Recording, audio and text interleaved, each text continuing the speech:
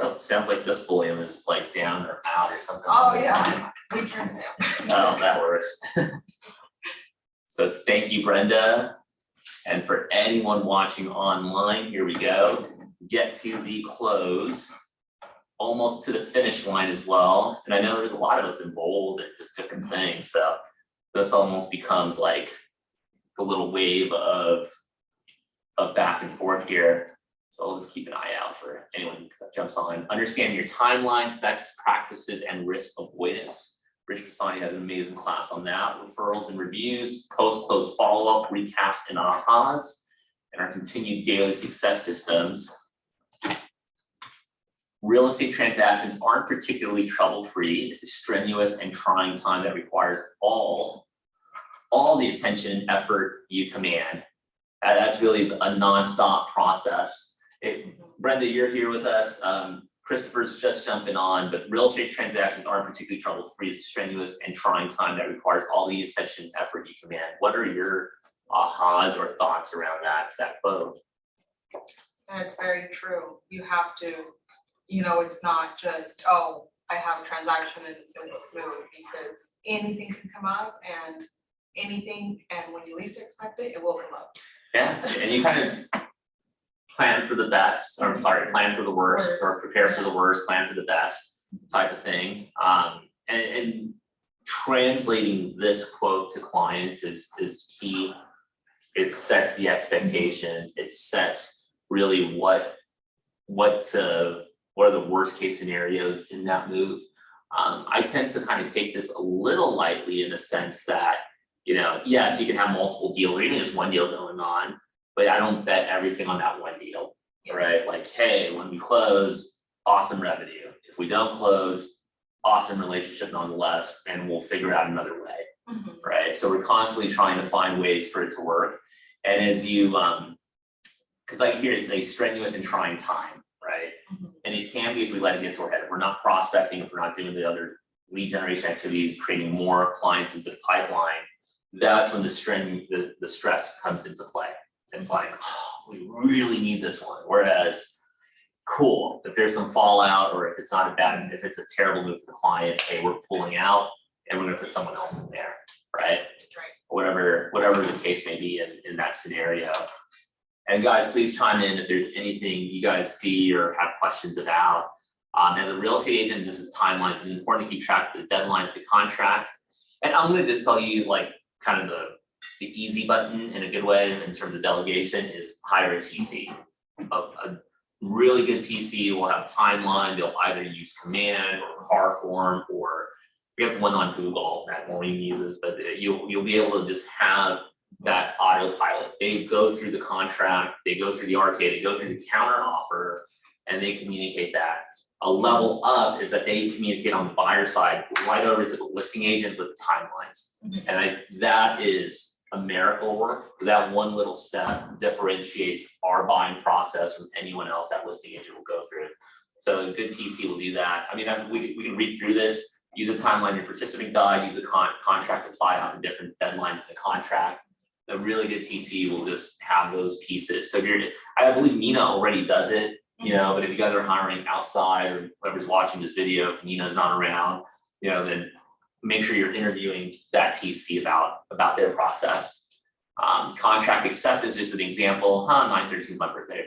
Inspection period end, and then closing period. One of the other items for state of California, at least what we're accustomed to, and maybe in months past, it wasn't a big thing, but now we get to have an appraisal contingency period. We get to have a loan contingency period.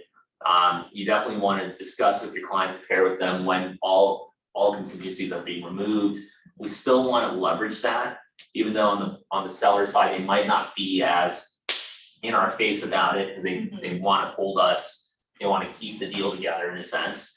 But yet at the same time, as a buyer's agent on the selling agency side, buyer agency side, we want to make sure that we're still putting some positive pressure on the buyers. Like, hey, you're committed to this, we're all in. And outside of an act of God happening, we want this to be seen all the way through the end. And on that note, on the contract form, because interest rates are like so up, down, sideways, two solutions. One, in your RPA on page 1, there's actually right beneath the loan amount for the first loan, there's an interest rate that says not to exceed blank percent.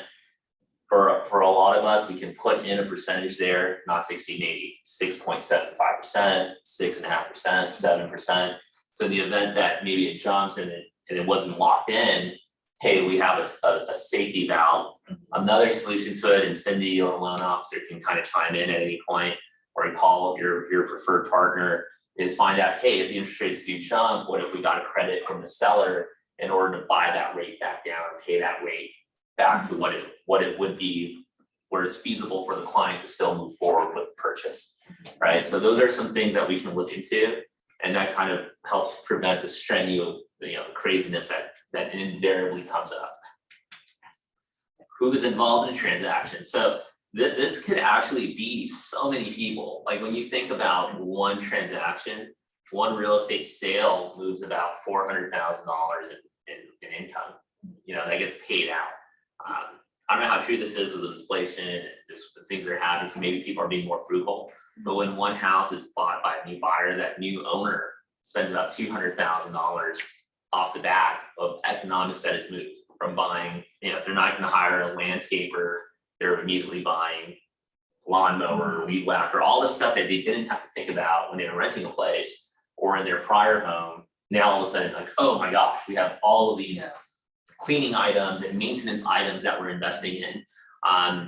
Other people involved, if you're on the buying side, home inspector, right? Title, no matter what, likely a lender if you're leveraging financing, termite inspector, the various people involved in that. Maybe you have a general contractor getting bids on different things. Anyone else that comes to mind that would pop up in that scenario? Not really, it's just what you said. Yeah, I mean, probably throw in retrofitting, the list goes on and on, accountants, attorneys, depending on the type of transaction, bam. So you'll have clients who would need to deal with their attorney and accountant before making a move. And I forget who I was talking to, but someone said, like, when you're working with like athletes, for example, they won't borrow money, they won't pay in cash, right? But what they'll do is they'll take their own money and borrow their own money towards buying the house they're in, which I thought was genius, because then it's a different type of write-off. Yeah. Obviously, you have your CPA involved in that, or their CPA, their attorney, their financial advisor involved in that.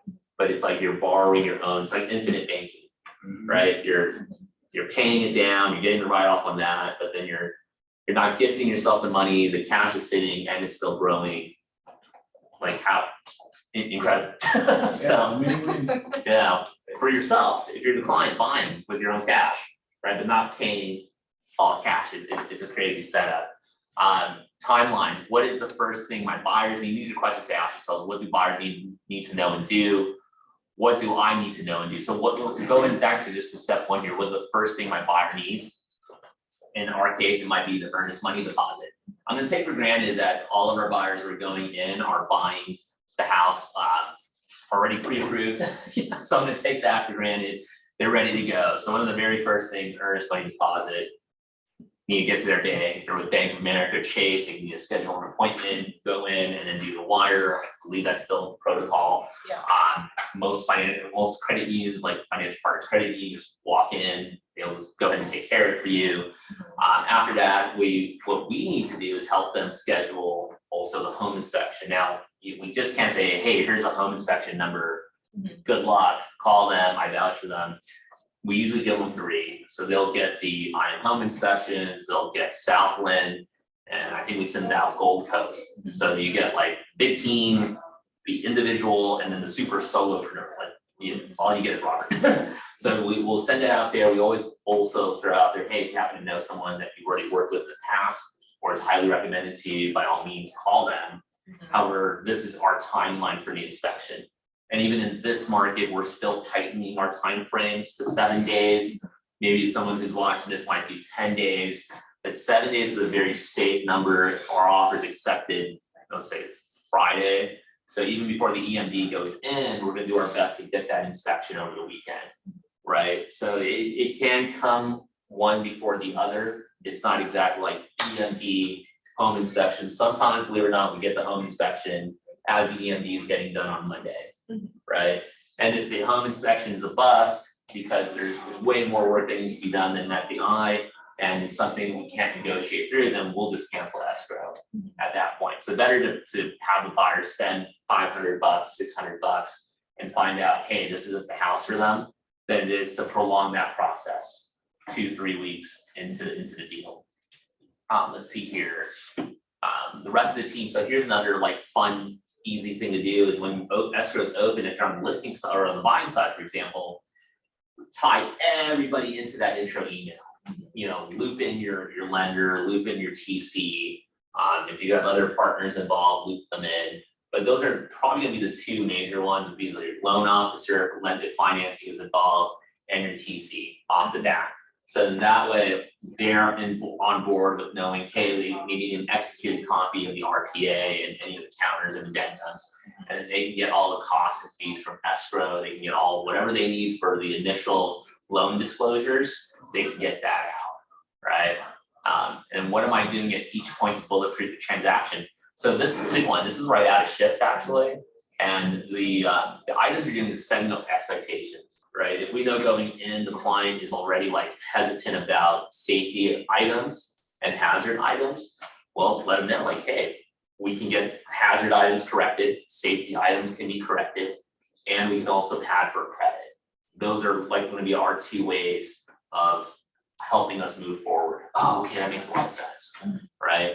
And then number 3 would be, hey, we cancel. It's so extreme, the seller's not willing to be listed reasoning. Brenda, are you okay for us to pull the plug? Oh yeah, totally. Now the client feels and understands, hey, we have some control in this. And this is even speaking from the standpoint of when the market was so heavy on the seller side, we still had an inspection period of even 5 days or 7 days where we could still say, hey, these are safety related issues, or these are items not covered by home warranty. We would like to negotiate this, or we're willing to pull that and you can go with your next offer. And the amount of times we would call them out on that, and they say, oh, okay, Philip, you know, hey, we can, all right, we'll do this. Okay, we didn't know about the foundation. We can't correct that, but we can give you a credit. When you said things wouldn't be covered under home warranty, that'd be like the seller's home warranty? Yeah. So when they pay for the buyer's home warranty, so buyer gets a home warranty on the house, and the most basic items it'll cover would be like the furnace, the HVAC, maybe some plumbing inside the house, some electrical work in the house. We kind of pad it up and say, well, you know, they can't call upon it the day they close escrow if we know that these are items that weren't working before. So we may ask for like $1,000 credit, just so we can get them corrected off the bat. Or the clients can hold off in calling, you know, home warranty for at least 30 days. And that's usually after 30 days, they can call and get all that stuff for a service fee of $75 or $100. And then go from there. Do you recommend home warranty? Oh, 100% 100%. to people? Oh yeah, totally. So like, in fact, in our offer, outside of someone, you know, outside of someone buying the house and just tearing it down, we always check off the box or preset in our template that sellers provide a home warranty, and I even just put in what's it called, Old Republic Home Protection, Crest Plan, Daniel Goodwin for $595. And that covers their AC, furnace. I do ask for limited roof, and if the seller's not willing to pay for it, I just chip in the $50 or whatever. So if there is a leak. That's nice, yeah. Yeah, I mean, it's just, It's minimal, right? it's super minimal, and they cover up to $1,500 of leak repairs, right? So if there's like tiles or whatever, That or needs boards, yeah, yeah, patches. absolutely. They pay the $75 service fee, roofer comes out and they comp $1,500 towards the repair, right? And then the hack is, you know, they call for another leak, and then they essentially kind of get out of it $40,000 of repairs, right? So all that back and forth aspect.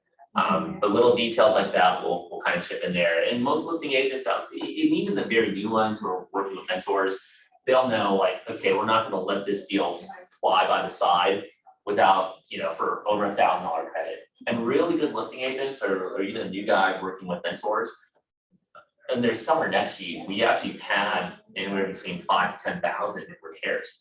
So like when I do the seller net sheet for my clients, I usually pad 1%. towards repairs.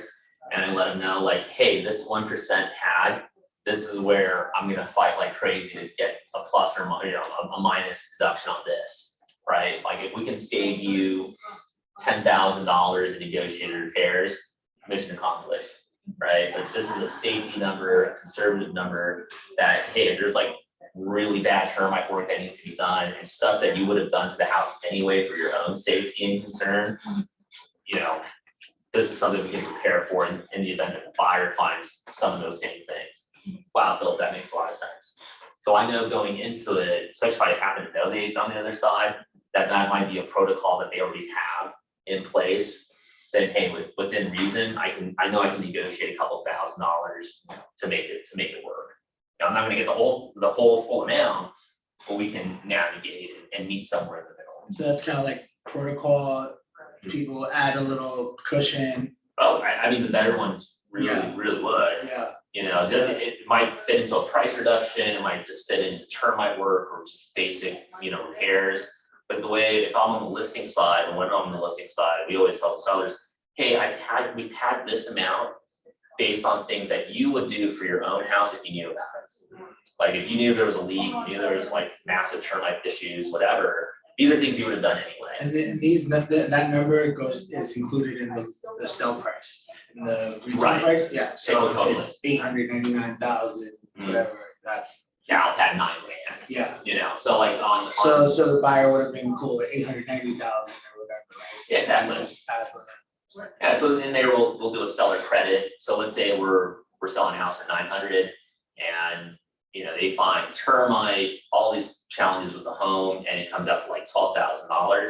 Well, we're gonna negotiate, you're bringing the buyer, hey, we need $12,000. Oof, I don't have that. we might not have that, but let me check, let me find out. Internally, I know I've had a 9, Yeah, right? But the goal is like, hey, can we meet halfway, yeah, right? and Like, that's where that negotiation will, you'll still Oh, try to totally. save the client. you're not giving them the farm, Right, and plus the $3,000, right? Plus to make it 12. Like, hey, Raul, before we write this up, this is what my seller would like to do. This is what he's thinking. Do you think we can meet halfway? Don't let me ask. Great. We put it together. Now, my coach will tell me a little more old school. Put it all in writing. Send it to him. I'm like, oh, I know, coach, but we don't want to like PO the other person on the other side, and they take it so personal. when you Right. say put it all in writing, like everything that you found wrong or. Yeah, and then just throw it onto the request for repairs and throw it out there. Yeah, That's that's very, comes off kind of aggressive too, wouldn't it? Like, you put it on- 100%. you're kind of annoying even, right? Like, Yeah, I as a do. seller. I do something a little different, like in the body of the email, it's, hey, Raul, hey, Brenda, man, this has been really good. This is what we found, and I'll just list off like the 10 things that we're not gonna put in the home inspection, in the request for repairs. So, hey, a lot of knick-knack stuff. However, these are the safety hazards and what's the word we use? Safety hazards and major items not covered by home warranty that we're gonna just throw in there, and hey, let me know how we can make it a win-win situation, right? And then they see the report, and yeah, a really good home inspector will find 87 things wrong with the house, right? But the red items, yellow items, major yellow items are the ones that we just kind of want to clear the hurdle on. And I'll always kind of put in there, hey, as a rough estimate, if we requested every item on here, it would probably be in excess of 7,000. Please note our request for repair is only $3,000. Right? That's a great negotiating tactic. Right, and then I already kind of had it with my buyer, like, hey, you're not gonna get a perfect home, none of us are, Even new construction has their problems, but with that kind of being the dialogue with the buyers, and then that being the dialogue with the listing agent if we're on the buying side, awesome, right? We can bridge that gap. So now what would normally have been a strenuous situation, right? How we started with that quote, is now cool, we have a protocol for it. Because the communication, seek first to understand, is in play. Well, even if the other agent's not, it's just still, being courteous. So, and that's how we bulletproof to that point is expectations, communication. And if you're we're still on the buyer kind of side of the timeline, but we pad that by, again, letting our buyers know, hey, you're not gonna get everything under the sun. I know the market's changing. well, we're not gonna knock out 50,000. Think of it from the seller's perspective. Would you give away the house, or you think you would just reduce the price and see if you get a better buyer on the deal, right? So hopefully that paid some perspective on there. Oh shoot, we have people here, I'm so sorry. We're just like chatting away here. Monique, Caitlin, I am so sorry, guys. I just saw the participant chat, so I apologize. We're in it. And here you guys go. We'll get you guys up to speed on the buyer side here. So feel at liberty to chime in with any questions you may have. Oh, you guys are connecting audio too. All right, cool. And we'll keep it rolling. All right, so buyer timeline, inspector list to buyer, inform listing agent of inspection schedule, send inspection response, final walkthrough, earnest money. Now, depending on the TC that you're working with, like with our operations director, she handles pretty much all of this stuff. When I was only working with her as a TC or other individuals who are TCs, I handled the buyer inspection scheduling. I handled earnest money deposit with the client, meaning I coordinated with them and let them know like, hey, this is the time frame, we need you at the bank, all this stuff. And what I found is that I had a repeatable process, right? So a repeatable process is, hey, escrow emailed me, if not they CC the buyer in the wire instructions. Okay, now I need to follow up, make sure John and Mary are on their way to the bank or have scheduled their bank appointment for the earnest money deposit. Concurrently, I have sent them 3 contact names, and as long as they respond in text saying, hey Philip, which one would you recommend? Like, just make it easy for us. Awesome, I am home inspections, I'll, here's their information. Or I can call them and you can confirm on the email and pay them via email, right? So I'm doing those 2 things pretty much concurrently. The other big item that's not TC controlled items, request for repairs, that is not TC's responsibility. And that's not really Maureen's responsibility either. I still handle that as a fiduciary duty for our client. The request for repairs is really a 15-minute phone call, or if your client prefers a Zoom, and we just go through. And all 3 companies I mentioned all have it to where it's red, yellow, green. Red, hey, this is a safety hazard, must be addressed ASAP. Yellow is, hey, it's a leak in the faucet, it's not the end of the world. Should still get someone to take a look at it. Green is, hey, it's functional, it's not a hazard, it's working okay, right? So those major items that are pertaining to the roof, the foundation, the HVAC, the electrical, the plumbing, pest and termite, those are the 7 key areas that we'll like kind of tee up in our report. Hi, Philip, sorry about No, that. do your thing. Yeah, Coach David Jones, come on Yeah. And then we negotiate anything in terms of credit, repairs, or come down addendums. Again, that's not something we put on the TC. And then there's constant communication or consistent communication with the lender, in terms of, hey, a good lender will update you ahead of time. We'll just tell you, hey, we got disclosure signed. Hey, we got appraisal ordered. Hey, the appraisal has been set. Especially when we don't have that communication with the listing agent, or the listing agent's like super autopilot, right? When they're autopilot, it does help to have the lender on your side communicate with you all those updates. Final walkthrough, and then eventually your closing date, right? So all of these things add up there. And as a hack for us, because especially once we start getting into contract with a client, we feel like our whole workday goes into that space. And I'll challenge you guys to check your emails start of the morning before you get on forward mindset or before you get on your calls. Eliminate that out of the way and don't touch the emails again until after lunch or like when your calls are over, right? Because the worst thing that can happen is that you have this awesome deal. It's happened to me, not everybody, but you're working through that process and, oh man, okay, I'm gonna dedicate my 4 hours in the morning, my best energy to this deal. And there's so many things in the transaction that we don't control. All the stuff I just mentioned, we have no control over, right? It's just more like we're facilitating the process and we're touching base, we're doing our client service aspect, but all the things that we're doing do not affect that outcome of the property closing, right? But what we can affect is the new clients that we get to work with, pre-approving new clients with our lender, getting new listing appointments, buyer consultations, all those things we can affect because we can find the ready, able, willing, the raw clients who are going to transact with us right away, right? So that we can control, we can load that pipeline up, and then we can follow through on the customer service aspect. Now, you guys have heard me say, hey, I pick up my kids at essentially 3 o'clock, that is like my cutoff, quote unquote, time, and I do a cleanup after 5, right, or after 4:45 or something along those lines. So between, say, 12:30 to 2:30, those 2 hours, if I'm not in an appointment, I'll dedicate those 2 hours to problem solving. And when I didn't have a TC to work with or an operations director, always had a TC, but when I didn't have didn't have Maureen as a full-time operations director, those 2 hours and maybe an extra hour in the evening or late afternoon, I leveraged into working through this.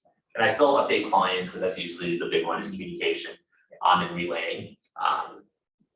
So again, the lesson in that is don't let all of this stuff here, buyer or seller timeline, consume the best energy of your day. And the best energy is for yourself, your family, and your 1 rule of 5: prospect, lead follow-up, negotiate new contracts, appointments, and your practice period, right? So there you go on that.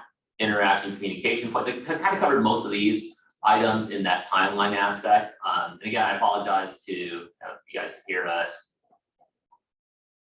Monique and Kaylin. Looks like Monique doesn't have like her speaker there, but yeah, I apologize to you guys that we kind of missed portion, but communication deadlines or common interaction points would be the basic timeline, communication of contract to other parties such as title and lending, lender and buyer communication, communication of a list of recommended title.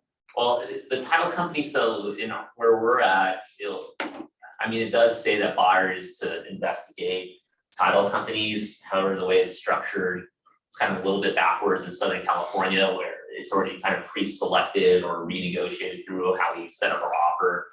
Inspectors, insurance agents, scheduling communication with inspectors and listing agents, sending amendments or inspection reports. Keep this in mind as you guys are doing this, is that here's now a template to give to your future operations director, right? If you were building the perfect real estate assistant, there's actually a class called the Perfect Real Estate Assistant through KW. We had Maureen run through it for a full half year. And then next year, we're likely gonna have Josh run through it as well. But they actually help them build these pieces out. Or if you wanted someone to work with you part-time, you could literally take these portions out and bring it over to that TC, or that assistant, and saying, hey, if all you did was handle the EMD, handle the inspection appointment, handle the appraisal appointment, handle these communication points, and then let me work with, once the request for repairs are in, let me handle that, and let me handle any changes to the appraised value and changing the contract through addendums. Cool. If that is like the little bit that I need to focus on, well, that person for whatever X amount of dollars handles the rest, thumbs up, because then that frees me for more of the 1 rule of 5. Like you hire someone that they do all most of this stuff. Yeah, early on I was sharing with Brenda and Raul that was all me early on, right? And the TC, granted they do a lot, but all the stuff you mentioned here, I'm still in charge of handling and communicating EMD with the client and handling all those pieces. But what I found when we started working with Maureen and Josh and Karen was like, oh, cool. Here's the process. Here's what I do, guys, is make it better. And they found they obviously made it way better. So Do they need to be real estate licensed? not at all. No. No, only until they're when they're still handling the contracts and stuff like TC doesn't have to necessarily be real estate licensed. Yeah, I'm probably eating my words as recorded, but as far as I know, no. Right. So it's definitely a plus. So there's way more other items we can involve a TC in. But for the sake of our process, the TC, I don't have them doing the audit or anything like that. It's still an agent item. I'm doing all the posting or relaying my own postings of the home inspection and process and all that stuff. And tag everyone on the team and their mothers on that. So everyone's mom will get tagged too. But I mean that in a good way, just to get attention out there.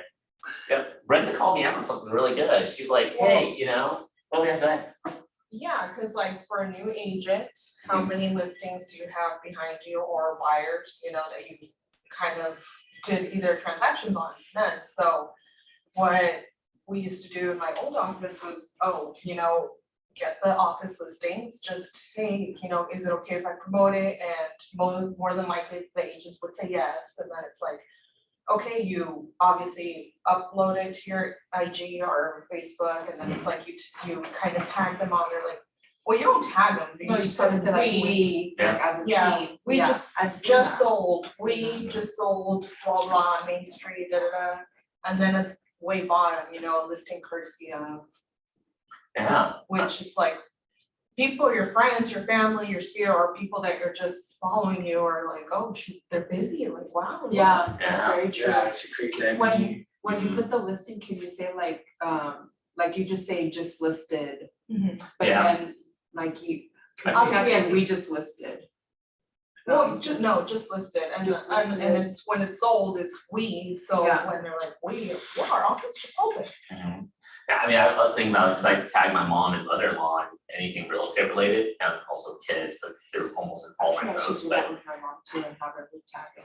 Yeah, well, she gets the DMs or people will say, hey, congratulations, Mom Norby, and she's sell real estate, so.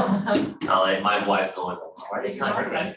No, yeah, for sure. But yeah, she's not licensed, but she carries a stronger spirit of Yeah. influence than me, Yeah. my mom right? too. Like who's Philip? Well, he's Norby's son, right? Well, that's In same their with me and world. my mom, it's right? so funny. Yeah, but then I totally am okay with it. I'm like, oh, awesome. All right, let's leverage that bad boy, because otherwise my mom would refer it to other people, right? Yeah, So that's how all that stuff goes. my mom Hey, is Shane. like my biggest walking marketing. Yeah. Mom, did you talk to this person at your work? Did you tell them? Who better than mom? Like, that's like the best Don King you could ever have, because they'll promote us, doesn't matter, like, oh, you're gonna work with Gary Keller or my son, you're gonna work with my son. Yeah, that's You know, my like- mom too, like the other day, Philip, it's so funny because she was talking to her coworker, she's like, oh yeah, we're saving because we wanna buy a house. You're gonna work with my daughter, right? Yeah, that's it, they put him in the hot seat. That's funny. That's the way to do it. Additional questions, I think we covered this too, when am I reminding the buyers to not make big purchases? We do that frequently, like at the time of consultation, the lender's already in their ear. We're reminding them, or I would remind them when we're doing an earnest money deposit. Even like as we're getting appraisal, like, hey, just a quick reminder, hey, John, just remember no big purchases. Like you buy a car, you're gonna blow your DTI.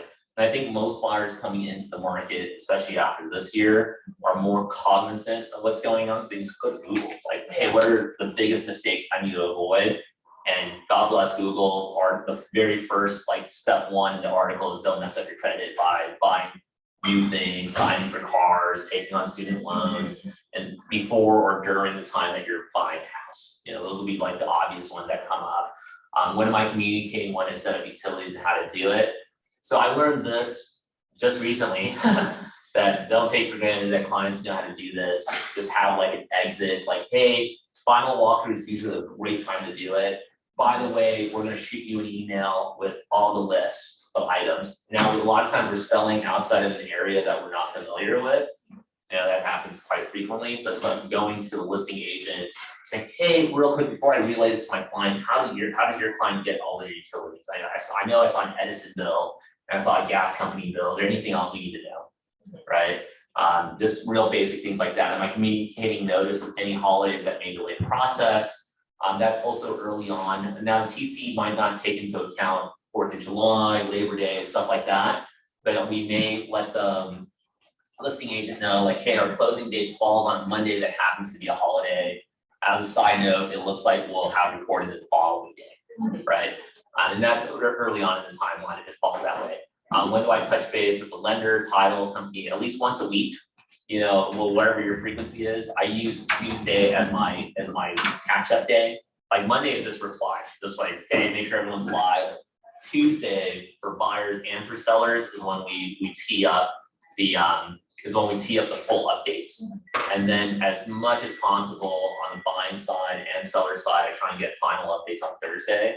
Just that Friday is kind of nice and loose. I like going to Broken Caravan, or I like using that white space for, or Ignite, well, Ignite, I like Ignite, but you know, after Ignite, I still have calls and all that fun stuff, so it's kind of like, it'd be nice to not put out fires on Friday, right? And Friday, it would just be nice, let me just send a group text. And then breathe. So, you know. Or whatever day you guys wanna breathe on, I like Friday as the, cool, I'm gonna go out for ice cream with the kids, you know, so whatever that is, how do I negotiate the inspection report and when am I communicating this information? We talked about that during request for repairs. So I'll do a 15-minute call with the clients, typically either early afternoon or early morning, and just get it out of the way and formulate the request for repairs. Again, it's all expectations of communication that we're relaying to them. Documentation points. Is this an active communication or document? And this is something I say from another attorney, save everything, right? I mean, it's a little harder on text messages because you just want to get it off your phone history. If you're on iCloud, all that stuff gets saved anyway, right? But if you can, just save those messages. I'll share a quick story with you guys. I was in a lawsuit where a client bought a house in LA, and what ended up happening was that the inspector, and see, this is now where I'm like, I told Evie and Brittany, hey, make sure you record the guy going underneath the house. So we had an inspector who, I swear I could hear him underneath the house, right? And this is a 100-year-old house at that point, flipped, and we could hear him. So cool, I'm a new guy, he's doing his thing. This essentially became my second transaction ever, or first, one or the other. And fast forward the clock, clients find out like, hey, the plumbing, the sewer line, or the line that goes to our sewer busted, and now there's crap everywhere underneath their house, right? Oh, that's crazy. So they go after us, go after the inspector, fast forward the clock. So this is on and off for a number of years.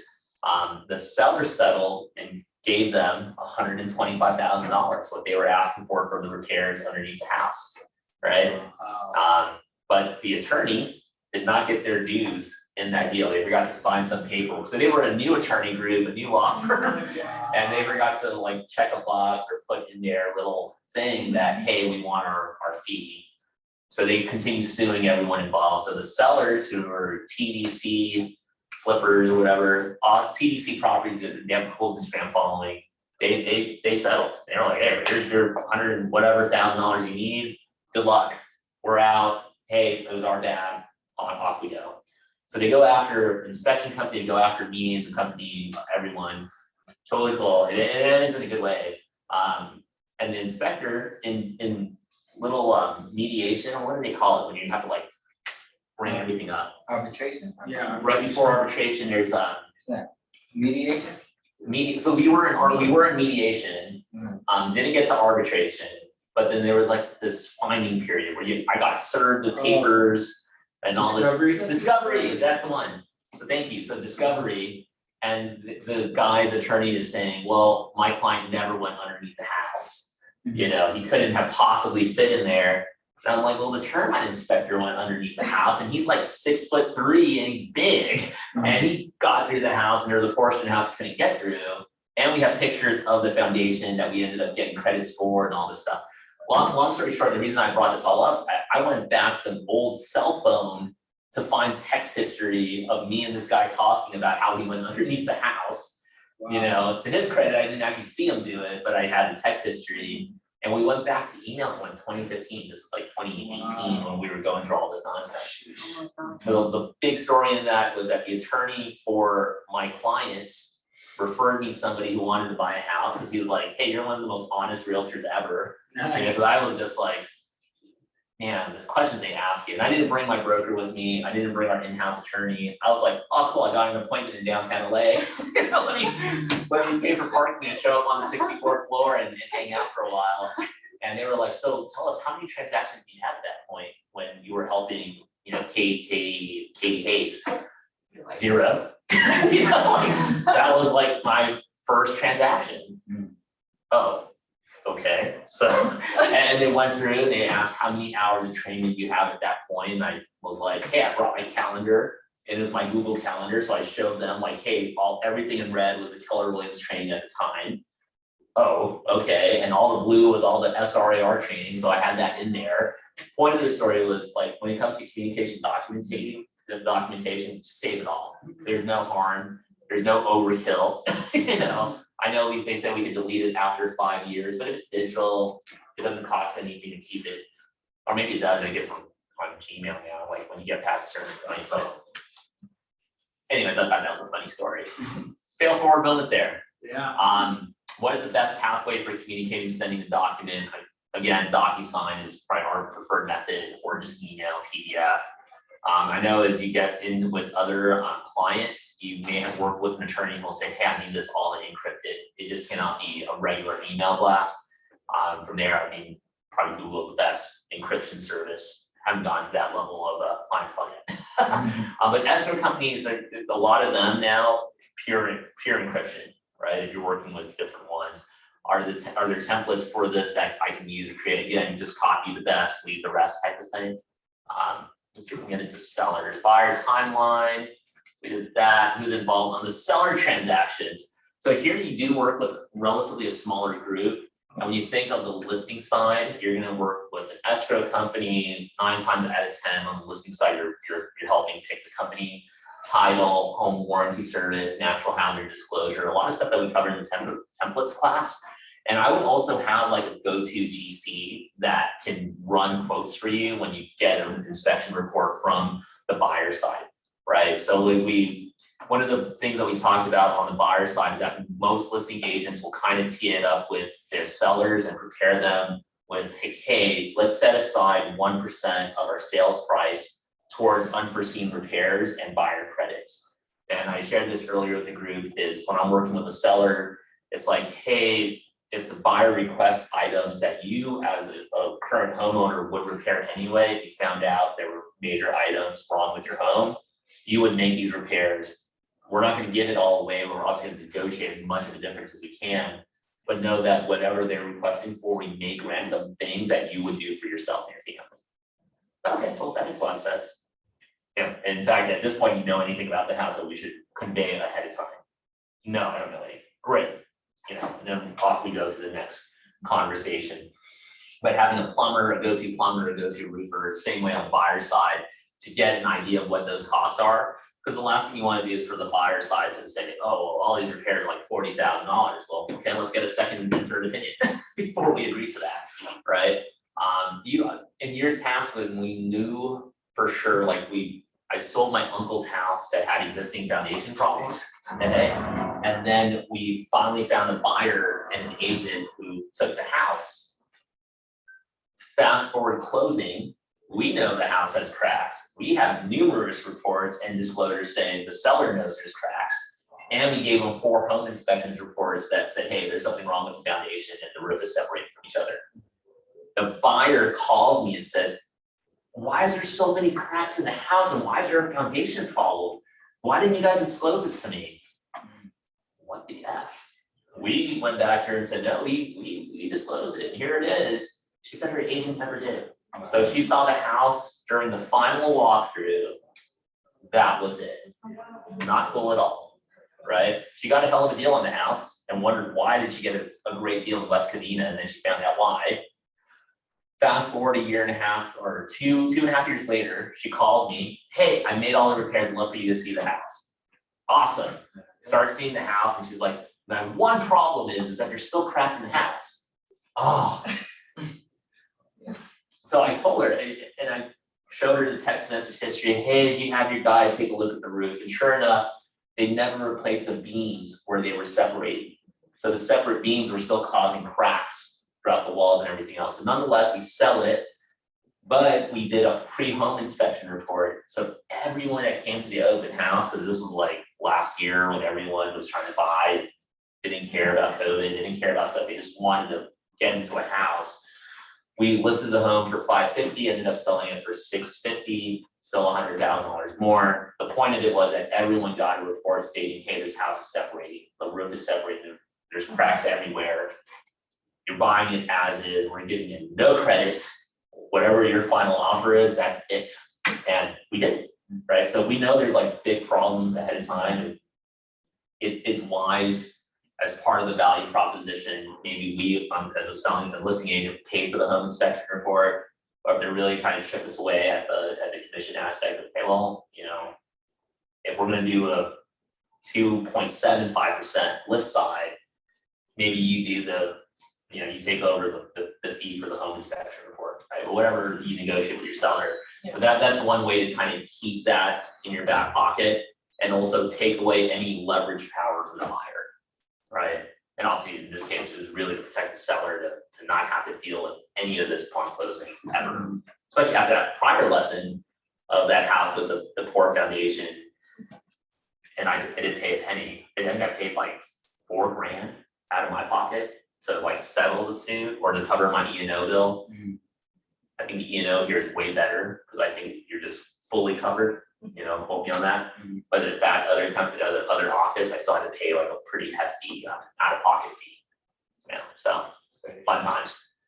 All right, timeline, and then this kind of goes back to now what does the sellers need? Again, your TC can help you with this. So the TC really comes to shine on the listing side because they'll work on getting TDS, the SBQ, all the needed disclosures from the seller. That's one of the first things you'll need. Flexibility with the home inspection appointment. If at all possible, I try not to have the sellers there so they're not like taking it personally in terms of what the buyer finds or what the inspector says. A lot of inspection companies, and this is not necessarily a plug for IM home inspections, but they are very like neutral. House is falling apart. They're not making a show of it. Like, hey, got some missing beams, physical damage, it'll all be in the report. Other inspectors I've seen, oh my God, this house is falling apart. You need a roofer in there, you need a red tag the building. I mean, it's like a show that they're creating, right? And that's not, you don't want the seller to see that. I can't control who the inspector is, but what we can do is not be here. So, and then we train some of our teammates the same way that I would hang at an inspection. I'm not gonna micromanage the buyer or the inspector, but I'm gonna take pictures for social media, ask questions, learn, engage, continue to win the buyer agent over to us, make sure the communication is strong, all that fun stuff.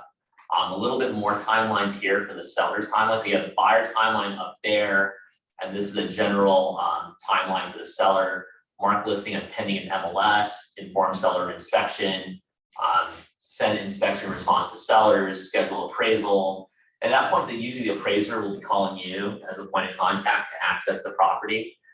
Send seller low appraisal response. Yeah, so the appraisal comes, and again, back to expectations. Like we called out earlier that it can be a very strenuous transaction if we're not setting the expectations and letting what happens dictate the day and the week and the timeline of the transaction. So what's the worst thing that could happen when you're the listing agent? 3 things. One, well, not the market necessarily, but one could be the inspections. Like there's stuff in the house genuinely the seller did not know about and they're major problems, right? And again, that conversation ahead of time, like, hey, let's prepare for repairs that you would do on the house if you continue to live here, right? Termite, bad plumbing, bad roof, bad electrical hazards, all that stuff. The other one is a low appraisal, right? Like, hey, they offered X and it appraised $80,000 less. So knowing how bad, especially as this market is churning, in prior time it was, hey, buyer to pay the difference. Pound sand and good luck. Now it's like, well, hey, the buyers, this is what they're willing to do. Hey, let's find a halfway point. So knowing their bottom line number ahead of time also helps in the event that appraisal comes in ridiculously low. Now, as a listing agent, outside of the offer being an FHA appraisal, I could get dinged for this, but if it comes in super low as an FHA, hey, listing agent, tell your lender, is there a way for us not to set that report in before it gets registered, right? I'm telling you now, registering that, we're not gonna give you a discount. We're just gonna cancel escrow and we're gonna find another buyer. Oh, okay. So just hit them right then and there, like, hey, if you put this in the system on an FHA case number, it gets locked for the house in 6 months. So even if another FHA buyer comes along, they immediately just go to the appraisal that's on file, right? If it's conventional file, You can do what's called a rebuttal and say, hey, what the F, we have comps, especially right now, we have comps to justify a higher price because 6 months ago, the market was on fire. So we can kind of justify those higher numbers if someone did have an appraisal for whatever reason did come in lower. We have enough ammunition to justify, hey, this is selling for a lot more, right? But those are really the two biggest points. Point of inspection, point of appraisal, and then of course, life happening to the seller or the buyer, right? Meaning buyer lost their job, can't qualify for the loan, right? Hey, seller lost their promotion and will no longer move out of whatever to sell, and they just can't sell their house. You know, again, life happening. Other things to kind of look out for is seller in possession. You know, maybe you're buying another house, they're gonna do a concurrent sale, stuff like that. Are things to look out for there. Awesome.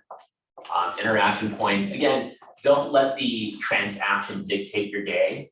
All of the stuff that you're seeing here can be done in the afternoon or after whatever you do your one thing, which is prospect, lead follow up, negotiate new contracts, and be on your appointments. Or in between negotiating and your appointments, you can fit all this stuff in a 1 hour to 2 hour time block. Don't let it consume you. Communication deadlines, communication contract to other parties. Guys, you guys are gonna be making a ton of money selling real estate. And the moment you let this stuff become the priority of your day, that faucet of money stops. Very good, thank you for sharing that. And does that make sense? Like you just made $300,000, 100 grand, whatever it is. The moment this becomes the priority, it's like, oh, I need to like lock this stuff in, and it snowballs your entire day. Just think of it as you just turned off the faucet and new money's coming in will stop. Now, granted, you will close this deal, the deals that are pending, you'll get those, but then the lag time to get new deals in the pipeline onto the same thread, onto the same process stops. And it's almost like you break even. Sometimes you go backward, but a lot of times you'll just break even instead of launching forward, right? Whatever that first deal pays you, just pour it on in terms of the lead generation, lead follow. Now you're gonna be like, well, Philip, I'm doing all that stuff. I don't feel like I have enough time to follow up with everybody. Now we look at hiring a VA, right? If you really feel like it's collapsing at the seams and we can't optimize the schedule, we're doing all that stuff, and even working with a coach is like still you're feeling like overworked. Your next hire after hiring a coach is a virtual assistant. And then once the virtual assistant's kind of tapped out because you've added more business and they can only do so much, now you're probably gonna hire a showing assistant, right? In field support, you still have your TC per transaction. In addition to the virtual assistant. In addition to virtual assistant. And then that showing assistant could evolve into a on-hand, on-deck support, like a full-time operations director. But you're doing this knowing that these are portions that can be copied by a VA. So like communication of deadlines, VA can totally do that, TC. Communication of contract to other parties, TC, VA, easy. In fact, everything here can be done by TC or a virtual assistant, right? This is just like the sand of our data that kind of takes in that little blanks of space that we have, our time space. And again, all this stuff can be handled out. Documentation points, again, save everything you can. Obviously the paper stuff, the office does a digital file for 5 years to 7 years. And your TC should send you either I used to get CDs, but now we just get like the whole file in the cloud and the whole transactions in that PDF, right? Back to the timeline, opportunities. So I put all of this is based on our buyer pipeline, seller pipeline. I put stuff there. Any ahas with what we've covered today? And it's kind of a lot. That's when you like started hiring, when you felt like, okay, it was getting a little bit too much, having to Yeah, lead when- generation and like all the other stuff. When you feel like you're losing or just about, I waited way too long to hire a coach. I should have hired a coach early on. And then when it came to like adding a VA or help, I think I also waited way too long. But you just kind of have to feel it out for yourselves. You look at your home budget, you look at your schedule, you look at your commitments, and it's kind of like, oh, if I want to do more of this with the kids, I need to find ways to bring in more income. well, if I'm spending this much time, if time equals money because of the activities I put into that time, where is it that I'm gonna make the most money? And if you look at your dollar per hour, and let's say you're making $500 an hour selling real estate, or $100 an hour selling real estate, and it's 5 hours a day, and I only have 7 when you kick in training and appointments, oh wow, I have 4 hours of admin time. So when I started auditing my time for admin, it ran about 4 hours a day. That did not include maintaining the database, like just updating command or updating time edge and stuff like that. So if you have 4 to 5 hours of just $20 an hour time, then you're kind of like, oh. And if you doubled up on production and then didn't do the admin, that's when you start losing people. That's when you start losing on the lead follow-up. That's when you start missing the details. That's when transactions start becoming these monsters because you didn't handle the problems when they were smaller. And now you gotta like put out this giant fire and this breathing dragon because it's just morphed into something else, right? So there's a good and bad to only lead generating and not following through, because the transaction that you worked so hard for can fall apart. But Philip, I don't want to lose the new clients. I know there's a counterbalance to that, of maturity in business and entrepreneurship and all that stuff. And that's where you start bringing on a coach. I'm always going to err on the side of everyone hiring a coach first, because the coach will give you perspective. Like, hey, Cheyenne, you're killing it on the lead gen side. You're making 100 contacts a day. Tell me about your lead follow-up. Oh, I don't think we follow up. But when someone says they're ready, and we're ready to go, right? And then off we go. Well, okay, well, tell me about the last 50 people who said yes. Whoa, I never thought about it that way. 50 people did tell me yes. I probably should be calling them. Absolutely. More revenue, more opportunities for new revenue coming in. That revenue, you can shave off 10% and put it right towards a virtual assistant. And a VA, I mean, just look up Cyberbacker if ever you guys are ready. But it's incredibly low cost for the amount of work they do. They become rich with the little amounts of money that we pay the company. That VA in the Philippines or Southeast Asia becomes like literally a king or queen in their world. So they will fight like crazy to deliver for us as we, as a commitment. You're late, they tax you on it, but that's a warrior that you get to have on your team, because they get financial freedom when they get hired as a VA, right? So, and it frees us up 8 hours, or I got back 4 hours a day, and I got an additional 4 hours of marketing and stuff that I didn't have, that I wasn't doing. So it's working hours in the business. So that was that. Best practice and risk avoidance. So a lot of it, believe it or not, we kind of covered in our prior communication. Communicate clearly and often with everyone involved in that step of the transaction. Set expectations up front. Maintain your professionalism throughout. And the best way for number 3 to happen is by that time block. I know we hit it this morning with Sonia and Stephanie, but knocking out your main priorities, your own mindset, your own health, your own spiritual life, your family, major blocks right there. That is like, I'm gonna take for granted that all of us do some version of that before our day gets rolling. But that's like the priority 1. Priority 2, smaller mini stuff would be like your prospecting, your lead follow-up, your negotiating contracts, your new appointments, and practice, right? And then all this other stuff with transactions can find its way to fit. Risk avoidance, looking at your timelines, answer the following questions. Where is the deal at risk of falling apart?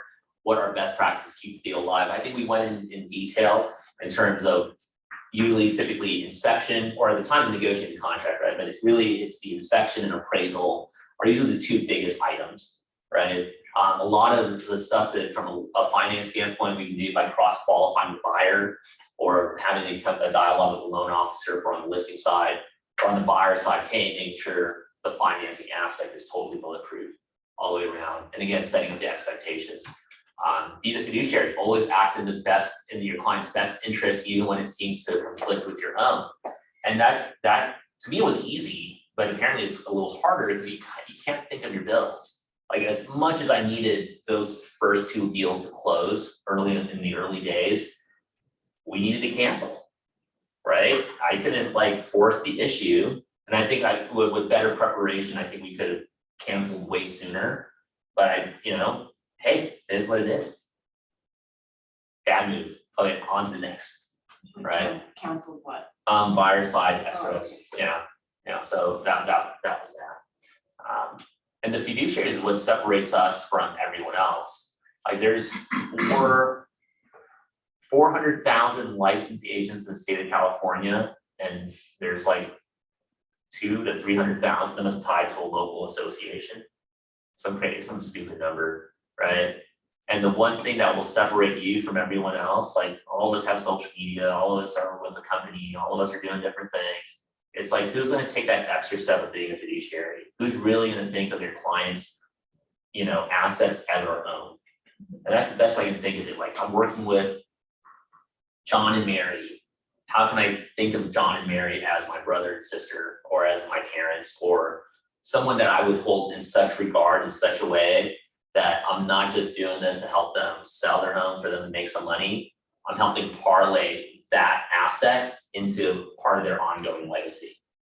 Now, what they decide to do with it after that point, okay, hey, I don't have control over that. But as much as possible, what are we doing to set them up in the best way, shape, and form? Even if I don't get to work with them, they don't get to work with me after this point for whatever the reason, how have I been able to set them up for the next generation through this process? And when you think about it that way, you actually want to follow up with them, after closing, instead of thinking of it as a transaction. As we get into follow up, you'll see how that kind of works out that way. Any ahas on that? Oh, cool. Okay, and then referrals and reviews. So kind of on that thread of being the fiduciary, when you're thinking about that legacy aspect of them, what we're really, there's an opportunity for repeat business. Like, hey, I really love working with Cheyenne, and it was like a great experience. And he was right, like all the stuff that he talked about, he stayed in touch. You know what, Cheyenne, we're ready to turn this into a rental and do this all over again. What do you think? Right? Or hey, Brenda, you know what, we're finally ready to go. I got a referral for you. My mom's ready to sell her house, buy a condo. Do you think you could help her out? Right? And then the client review, again, this is my Achilles heel. Something I'm coming out of Ignite with is working client reviews. I've looked into what's it called? Peer review, or you sent me that. Rate My Agent. Yeah, it was you who sent it. Evie. Oh, Evie. Okay, so Evie sent that. So we're looking at tying into Facebook and Google. So that way it just shows up on both algorithms. And then we're finding a way for when they review you, it shows up on your Facebook page and Team Australia page. So we get both of them, right? But we build up yours. We have teammates who go on and expand, do their own thing. You already have 85 reviews with you. Or currently you would have like your own reviews plus the team's reviews, to your point, and then they would cross feed to each other. So that's what my big Achilles heel, repeat business, referral business. We've been really doing okay, and I know there's definitely room to expand on that too. Ask for referrals at every conversation. So, especially when things are going well early on, ask for referrals then. Like, hey Cheyenne, we were able to negotiate a $4,000 credit.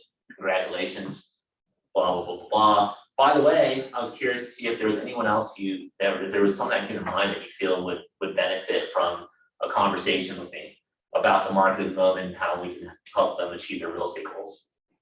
Something along those lines, and you can have that conversation. Maureen's been doing that for our past clients in terms of the follow-up on the group text messages and on the phone call updates. She's prospecting by just asking for referrals. Now we got to add reviews into that, and we're working on that portion of it. And never ask for referrals on keys day, or maybe you can train them into like that mode. But it's such like a crazy amount of things happening at that point that it's probably not the time to ask them when you're giving them the keys. It's usually best to ask them when things are a little bit smaller.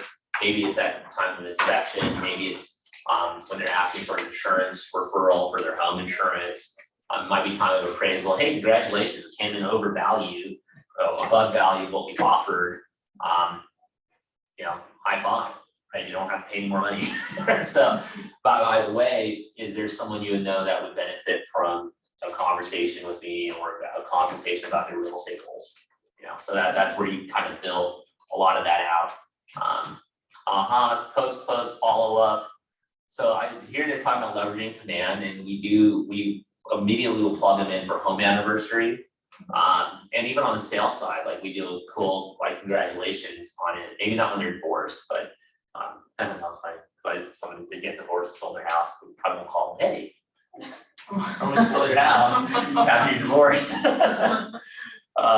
Leverage command, and for those who are watching and those of us in the room, I'll call the elephant in the room. If you ever leave Keller Williams, know that there's a big export feature that lets you take all of that stuff out and then plug it into your new CRM.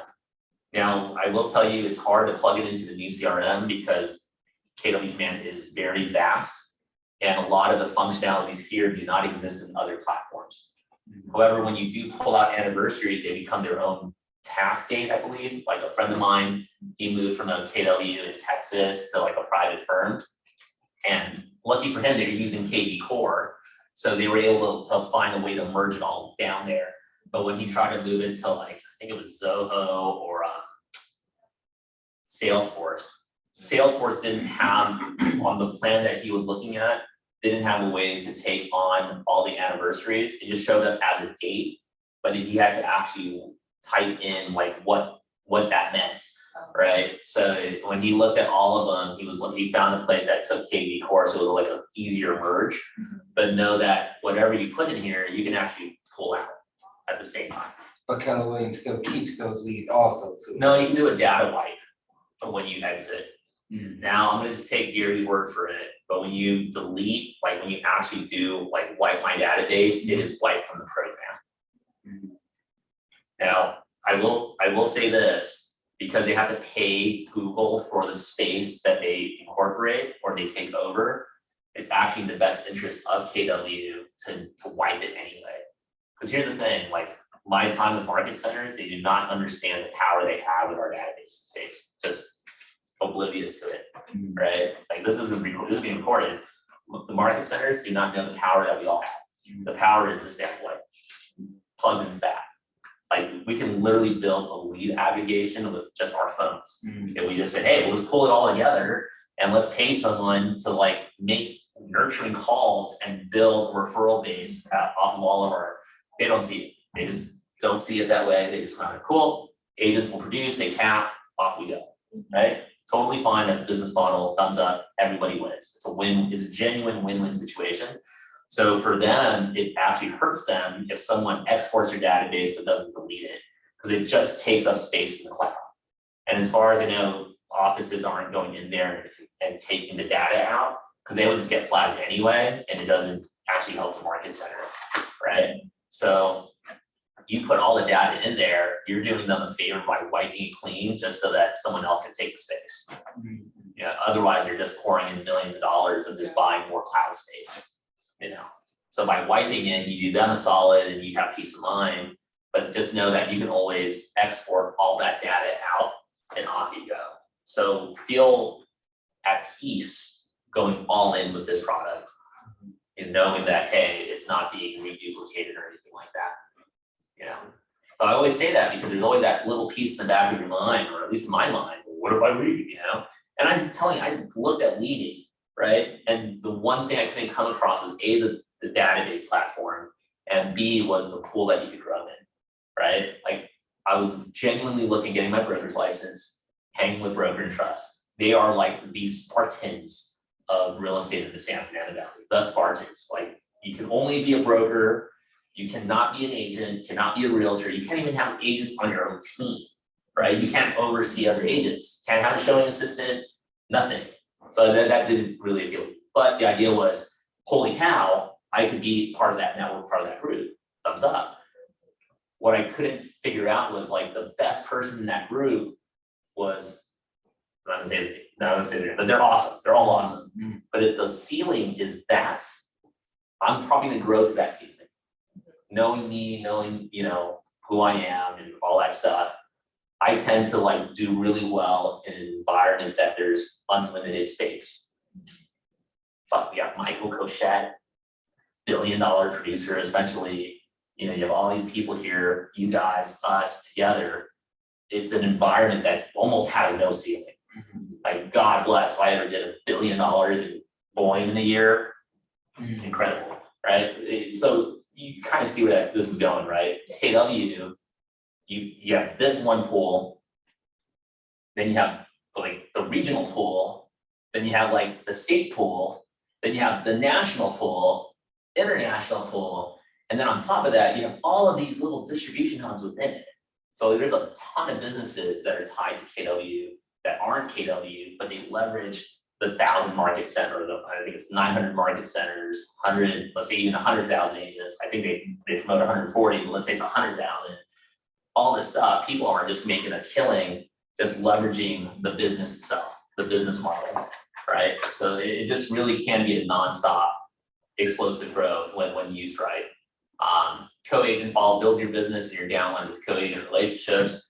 This is key, not just for agents who will join into your profit share potentially, but these are for the agents who bow out when markets like this come up.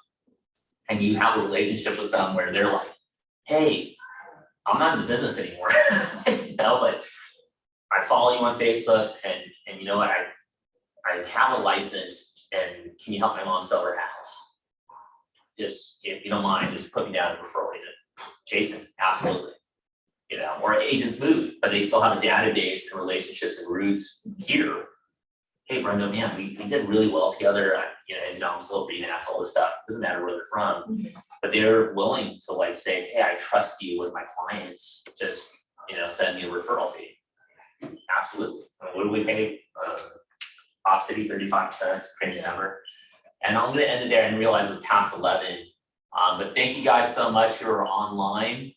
We won't have Ignite next week, but we will end it on the 29th will be our last class, that Friday after next week will be our last Ignite.